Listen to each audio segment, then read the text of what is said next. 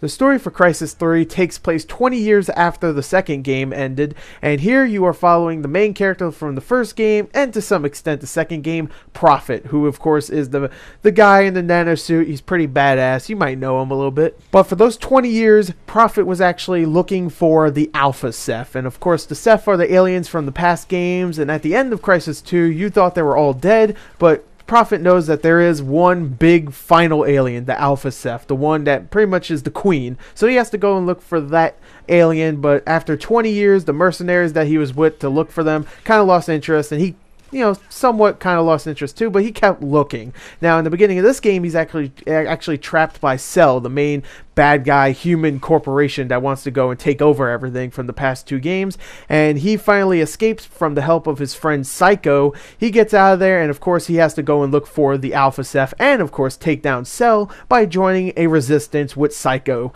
and that's pretty much the story. He has to go around, destroy a lot of stuff, kill aliens, kill humans, be stealthy, be strong, shoot a lot of things. The story here is actually very good. I actually was very surprised that it was a very tight narrative, unlike the last game, which was very all over the place. Here it's very tight. I think the script is really good. I think all the performances were really well done, but I'll talk about that more in the voice acting.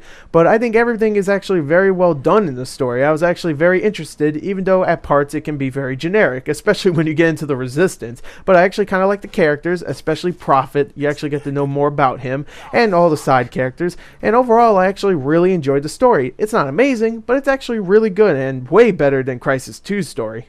But now let's talk about the sound, which I like to start off with the voice acting. And like I said in the story, I think the voice acting here is really well done, especially the man who plays Prophet. I don't know who he is, but he has a great voice for this game. He really does sound like a badass, just like in the past games, but here he actually does really fit the role perfectly. And I really enjoyed the guy that played Psycho in the game too. I think he actually did a really good job, and everybody else did a great job as well, but those two really stood out for me. Sound design here is almost near perfect, really, because all the explosions, all the gun sounds, hell, even all the armor effects, all of those sounds that your armor makes, all that stuff sounds really damn good. And I really like how if you hear an explosion from far away, it actually is going on in the background, which I really enjoyed. So I think the sound here is great, and I think the soundtrack, it's nothing amazing, but it actually does work for the game, kind of like Crysis 2's soundtrack. So overall, I think the sound here is damn good.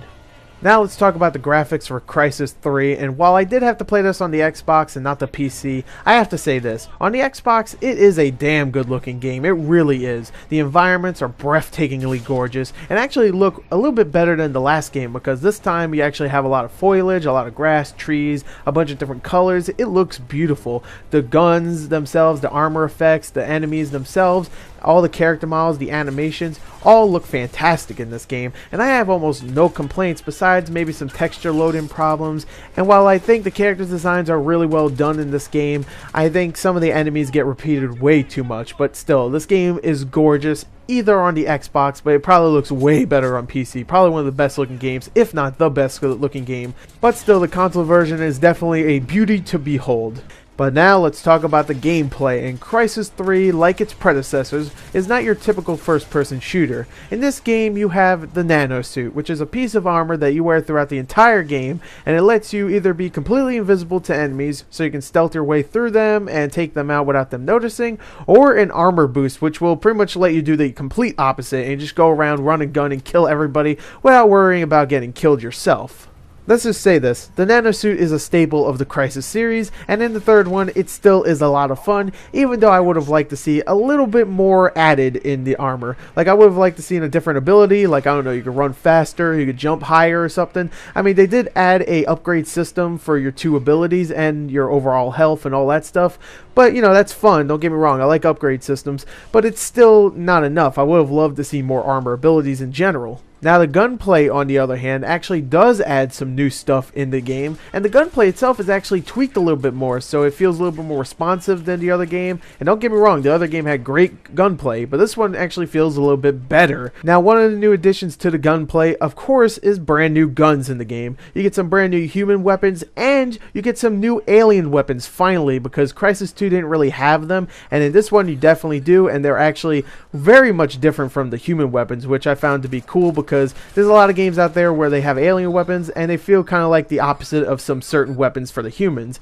This game definitely not. They actually do feel very different. And of course, the big main gun that is new to this game is the Predator bow, which is a bow and arrow that is awesome. It really is, because it has 4 different types of arrows you can use. You have regular arrows, you have the flame ones that when you shoot an enemy they turn into big balls of fire, you have the frag ones which can blow up and take out many different enemies at once, and you have the electric ones which electrifies enemies, or you can actually shoot the water around some enemies and just take them out all out at once. And it's a lot of fun to use this. It's very tactile, which I like, and it's great for stealth, and hell, even fun for when you're running and gunning. And my favorite new addition to the gunplay is the customization of weapons, which is so fast and so smooth in the game, because all you have to do is hold the back button and you could switch the scopes and the magazines and the ammo type of your guns on the fly right there without pausing the menu at all. And that is great when you're doing stealth or even just running and gunning. It is actually really smooth, and I wish a lot of games would use that more often. Now, while the gunplay here is a lot of fun, and the armor abilities, while lacking in new content, are still very entertaining to use, the nanosuit is just great.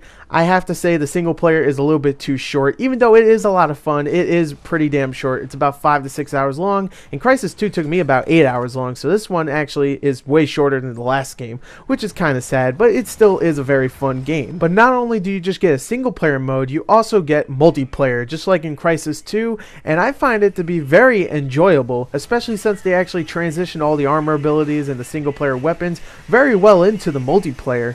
I just like that it's trying to separate itself away from all the other multiplayers. It is actually really fun and kind of addicting. Sure, it won't take you away from your Black Ops or your Halo, but it is very enjoyable nonetheless. And my favorite new addition to the multiplayer would definitely be the Hunter mode, which pretty much puts you in the shoes of the Predator, where you have to go and hunt down a bunch of enemies which are player controlled, and you have to kill them before the time runs out, and it's actually a very good time and uses the bow perfectly. So overall, Crysis 3 doesn't add a lot of new stuff to the series, but the single player and even the story itself is very entertaining, and the multiplayer is enough for you to come back and play this game over and over again. And I really enjoyed Crysis 3. I find it to be a really well made shooter. Definitely go check it out. It is a lot of fun.